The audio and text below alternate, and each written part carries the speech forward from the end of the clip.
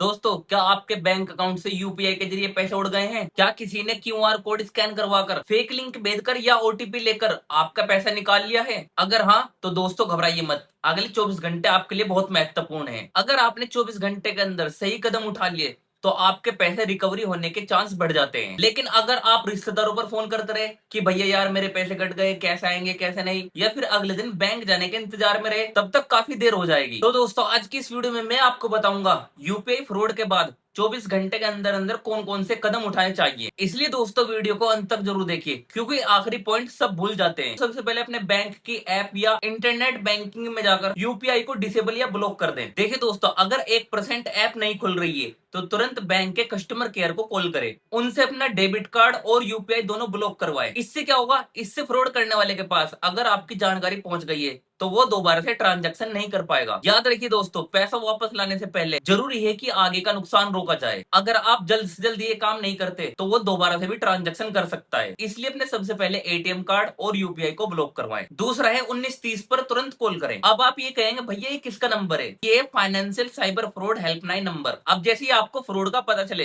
तुरंत 1930 पर कॉल करें। अब जान लेते हैं इस पर आपको कॉल करके क्या क्या बताना है। पहला है अपने बैंक का नाम, अपना मोबाइल नंबर, ट्रांजैक्शन आईडी, कितने पैसे कटे और किस समय कटे, ये सब आपको कॉल पर बताना है। देखिए दोस्तों, जितनी जल्दी शिकायत दर्ज होगी उतनी जल्दी संबंधित बैंक तक जानकारी पहुंच सकती है। देखिए दोस्तों, अगर आपने कॉल पर शिकायत दर्ज करवा दी है उसके बाद भी आपको ऑनलाइन शिकायत दर्ज करनी है। National cyber crime reporting portal पर जाकर अपना पूरा विवरण भरें। शिकायत नंबर को सुरक्षित रखें। आगे अगर बैंक या पुलिस पूछे तो यही काम आएगा। प्लस आपको बैंक में लिखित शिकायत भी देनी है। देखिए दोस्तों, सिर्फ कस्टमर केयर पर कॉल करना काफी नहीं, अपनी बैंक शाखा में जाकर लिखित रूप में शिकायत दर्ज करें। दोस्तों, शिकायत पर बैंक की मोहर और रिसीविंग लेना मत भूलें, क्योंकि दोस्तों यही आपके पास सबसे मजबूत रिकॉर्ड रहेगा। अब आता है सभी सबूत संभाल कर रखें। बहुत से लोग गलती से मैसेज, स्क्रीनशॉट और कॉल रिकॉर्ड डिलीट कर देते हैं। आपसे रिक्वेस्ट है कि आप ऐसा बिल्कुल मत कीजिए। इन सबूतों को संभाल कर रखें, जैसे कि SMS, screenshot, transaction ID, chat, email, call history, क्योंकि दोस्तों बाद में यही चीज जांच में मदद करती है। अब आता है पुलिस में शिकायत करो अगर जरूरत हो तो। देखिए दोस्तों, अगर आपको बड़ी रकम का नुकसान हुआ है या बैंक आपसे अतिरिक्त रिकॉर्ड मांग रहा है